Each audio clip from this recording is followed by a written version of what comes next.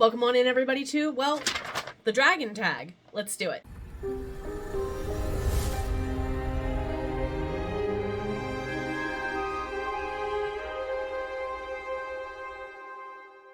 Welcome on in, everybody. My name is Jenna O'Malley. I am your soul writer, author of sci-fi, fantasy with dashes of romance and nerdy references such as The Myrna Annals, Vitae, Langica, and more.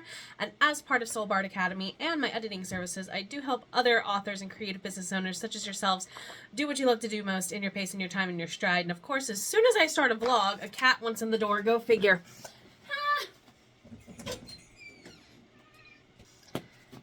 Yeah. And this is why I'm slowly purging all of my black t-shirts out of my wardrobe. Hi, everybody.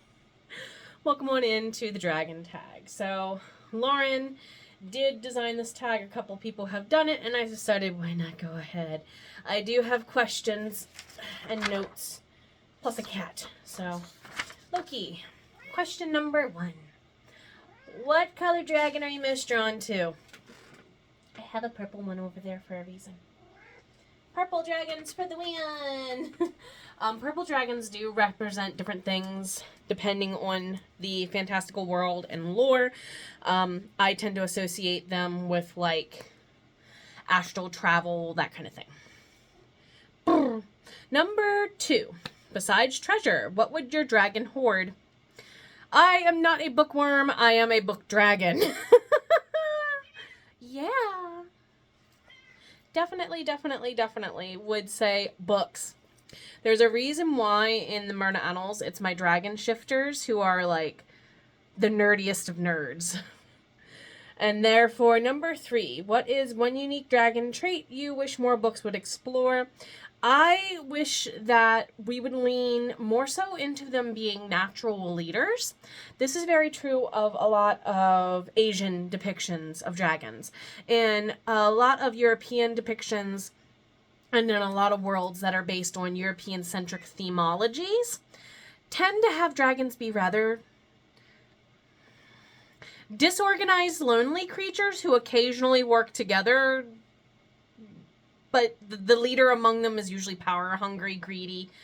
Not always the case. Sometimes there is an innate leadership within the dragon persona that is not always one that's evil. It can be stoic. It can be, look, this is the way it is. It kind of think like if you're thinking Vin Diesel was at the pacifier, my way, no highway option. But you don't have to be evil, necessarily, on the alignment chart of options to be that attitude. Sometimes life be lifin', and you just gotta have that leadership skill. Number 4, what would you rather be, a dragon rider or a dragon shifter? I have dragon shifters in my books for a reason. At current, until the end of book 7, there is no such thing as the ability to shift, because we're going to find out that that's a female trait in Dragon Keen. So read book 7 of the Myrna Annals when it comes out, probably in early 2027, since book 6 is coming out at the end of the year in October. So, therefore, number 5. What kind of bond do you like most with dragons at play? Telepathic, magical contact, or blood bond? I usually lean in heavily to the telepathics because they smart, the whole knowledge thing, the whole leadership thing. But also, my dragon shifters, their hair is equivalent to a dragon tail, which is why they all have long hair they tend to wear in ponytails or braids. Just, be careful what you do with the tail, because it can have an effect and you might not like the effect. Right, Maria? Anyway, question number 6. What is your ideal dragon persona? Fierce, sarcastic, wise, chaotic, or something else? We're going back to the knowledge hoarder. This is the geek of geeks, the nerd of nerds. They live for a long time, and they've got to entertain themselves somehow. And books were some of the earliest ways to get that entertainment while also collecting treasures, because books, once upon a time, until about the 1600s, were very expensive, and were kind of an art piece or an art form all in of themselves if they were handmade. Acknowledging that as a possibility for some of them. 7. Which fictional world would you want to move into just for the dragons? Some of you are going to giggle. Hayao Miyazaki, Studio Ghibli's Spirited Away. I'd like to see more of the river dragons outside of one of my favorite dragons, who we'll get here to in a moment. Question number... Ma'am. Question number 8. Who is the most underrated dragon in fiction? Other than, of course, Vovary from the Myrna Annals. Or, as a dragon shifter. I'm also going to put Haku from Spirited Away. I'm going to mention Flemeth from Dragon Age. I'm going to mention His Majesty's Dragon.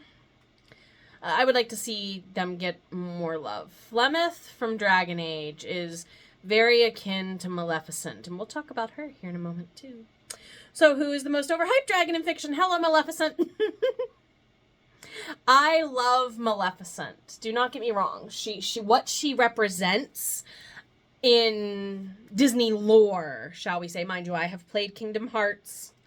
I am a huge fan of the Disney parks, evil queen, kind of Maleficents who walk around, and yeah, that is an energy. And I do think that the lesson of Maleficent is a powerful one for a lot of little girls to see of, there is a dragon inside of you, what are you doing with your dragon? Therefore, number 10. If dragons existed today, where do you think they live? Appalachia. Read Vitae Atlantica. The Appalachian Mountains definitely are old enough for a dragon to secretly be sleeping there. 11. Would dragons be feared, protected, or exploited? We need to protect them. They should be protected. They would be exploited, sadly, but they should be protected. And they have a wisdom to give. I think they're the fear of dragons, and this is why I think Maleficent, in part, her dragon is overhyped. The fear of the dragon is overhyped. There's so many other qualities that are not yet as popularly explored. Number 12. What element would you give your dragon? Astral dream and realm walking. Definitely so. 13. Do you prefer dragons that can speak, or would they remain mysterious? Dragons and Ents from Lord of the Rings would have a lot in common. I would see them finding our world as it is very loud, and therefore not necessarily being mad about it, but being very choice on what they have to say about it, if that makes even more sense. If I were to add a bonus question here, a student of mine, when we were reading Beowulf, once asked, if dragons from different cultures were to get together, who would be some of the kindest? Who would be some of the meanest? And I would like to think that dragons of today would be kind just because they don't necessarily want to deal with drama. So, that and this world's full of enough energy vampires. They'll leave it up to, well, the vampires to deal with those kind of offshoots. They've got enough on their hands as dragon shifters and maintaining knowledge. Therefore, question number 14, tag anyone you like, maybe you. If you would like to go ahead and do this tag, questions are in the description box below. Check out Lauren's channel, and if you want to see more of this little girl, do hang out with us on sprints a couple of times a week, Wednesday, Thursday, Friday nights for the public end. We also have workshops coming up or on the replay if you did miss them. Take care of yourself. Now more than ever, you've always been worth it. Dang it.